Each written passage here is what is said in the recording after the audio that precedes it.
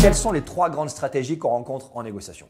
On entend souvent parler d'une approche de négociation qui s'appelle le gagnant-gagnant, le win-win, qui est une approche qui a été développée par l'école d'Harvard aux États-Unis et qui est une négociation dans laquelle les parties prenantes ont l'intention de négocier, donc sont déjà dans cette logique de s'asseoir ensemble autour d'une table pour trouver une solution à une situation de désaccord exprimé. Et cette négociation gagnant-gagnant, on l'appelle techniquement la coopération. Les anglo-saxons parlent aussi de négociation intégrative.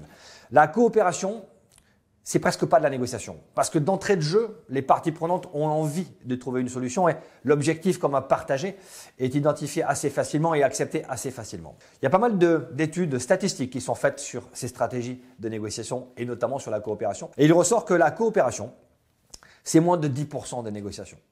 Moins de 10% des négociations sont naturellement coopératives. 90% des négociations sont compétitives. On parle aussi de négociations distributives, où on va gagner ce que l'autre va perdre. Et ces négociations sont compétitives essentiellement parce que c'est le darwinisme social.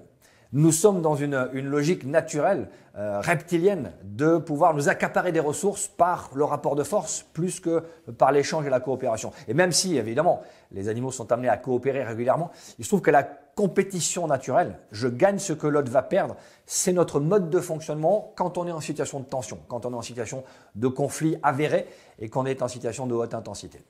La compétition, évidemment, elle permet de gagner plus vite, plus fort, mais elle impacte la confiance qu'on peut avoir dans la durée. Et on essaye de ne pas pousser vers ces stratégies de négociation compétitives parce qu'il y a une 3e stratégie, c'est la coopétition.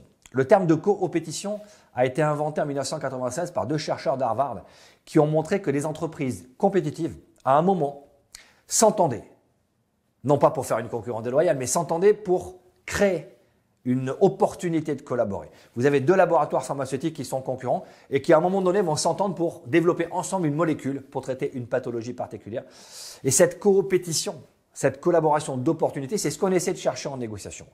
Donc vous verrez que vous serez amené très certainement dans 9 cas sur 10 à commencer votre négociation par une compétition, mais ramenez rapidement la partie adverse sur l'opportunité de collaborer. Montrez-lui la création de valeur que peut permettre une coopération liée à un objectif particulier, un objectif qu'on va partager, et vous verrez que vous serez beaucoup plus à l'aise dans la construction de valeur avec les personnes qui sont face à vous.